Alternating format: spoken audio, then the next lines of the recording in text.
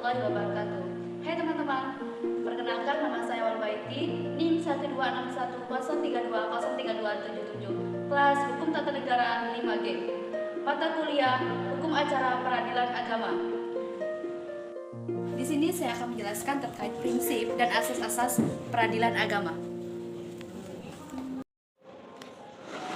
Seperti yang saya sebutkan, prinsip-prinsip dan asas-asas peradilan agama sangat memiliki referensi yang sangat banyak. Salah satunya yaitu Al-Quran dan Hadis. Prinsip-prinsip tersebut yaitu, yang pertama, prinsip keesaan Allah merupakan pandangan bahwa seorang manusia itu memiliki kewajiban untuk tunduk, taat, dan patuh kepada Allah dan Rasul-Nya, serta dilarang keras untuk menyekutukan Allah dengan yang lainnya. Yang kedua, prinsip keadilan. Prinsip ini memposisikan manusia pada kewajiban untuk menegakkan hukum-hukum Allah dan dilarang untuk menerapkan hukum-hukum yang bertentangan dengan hukum-hukum Allah. Yang ketiga, prinsip kebebasan. Prinsip ini memiliki pandangan bahwa manusia itu memiliki hak dan kewajiban dalam hal menentukan hidupnya. Hak dan kewajiban tersebut tidak boleh bertentangan dengan apa yang telah digariskan oleh Allah dan Rasul-Nya. Yang keempat, prinsip bersama. Prinsip ini menjelaskan bahwa fitrah manusia itu sebagai makhluk Allah diciptakan untuk berpasang-pasangan, bersuku-suku, dan berbangsa. Mereka memiliki kedudukan yang sama di hadapan Allah, dan yang paling menentukan adalah garis kualitas takwanya. Yang kelima, prinsip menyeru kepada kebaikan dan melarang kemungkaran. Prinsip ini mewajibkan untuk setiap manusia senantiasa memiliki tanggung jawab spiritual dan sosial dalam bentuk ketaatan dan keterdudukan kepada hukum Allah, menyuruh kepada kebaikannya dan mencegah dari yang mungkar. Yang keenam, prinsip tolong-menolong.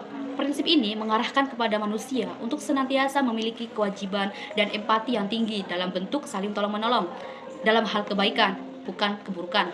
Yang ketujuh, prinsip hak Allah dan hak manusia. Prinsip ini menjelaskan bahwa manusia diberikan hak dan kebebasan untuk melaksanakan hukum Allah dan batas-batas kewajaran yang telah ditentukan oleh Allah.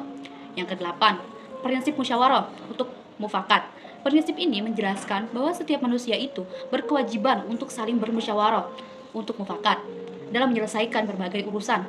Yang kesembilan, prinsip toleransi.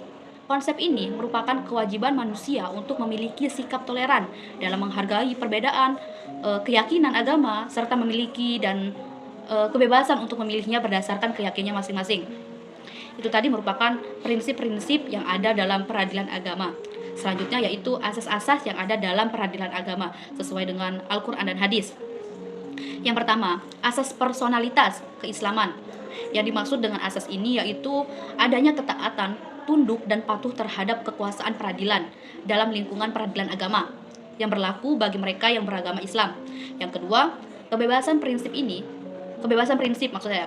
Kebebasan ini mengandung makna bahwasanya setiap individu, termasuk para penegak hukum, itu juga memiliki kedudukan yang sama di depan hukum. Yang ketiga, wajib mendamaikan. Maksudnya yaitu, asas ini mengandung makna bahwa setiap perkara yang diselesaikan dan di dalam pengadilan harus diupayakan perdamaian antara kedua belah pihak. Yang keempat, sederhana, cepat, dan biaya ringan.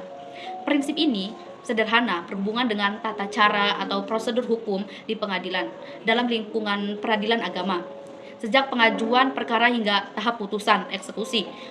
Prinsip cepat berhubungan dengan penyelesaian hukuman secara efektif dan efisien. Yang selanjutnya, biaya ringan. Maksudnya adalah biaya ringan penyelesaian perkara tidak membebani para pihak yang telah berperkara. Yang kelima, persidangan terbuka untuk umum. Prosedur penyelesaian hukum di pengadilan dalam lingkungan peradilan agama dapat dihindari oleh publik, dapat dihadiri oleh publik secara transparan selama perkara yang telah diselesaikan itu tidak berhubungan dengan masalah hukum yang sangat pribadi. Selanjutnya yang keenam, legalitas.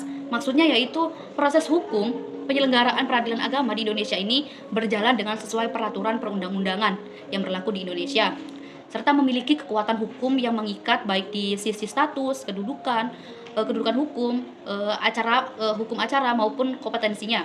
Yang ketujuh, aktif memberikan bantuan hukum. Maksudnya yaitu penyelenggaraan peradilan agama di Indonesia pada prinsipnya harus memberikan peluang yang sangat terbuka bagi semua pihak yang berperkara untuk memperoleh bantuan hukum, baik oleh pengacara maupun advokat.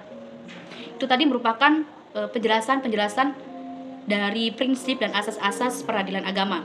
Sekian presentasi dari saya. Wassalamualaikum warahmatullahi wabarakatuh.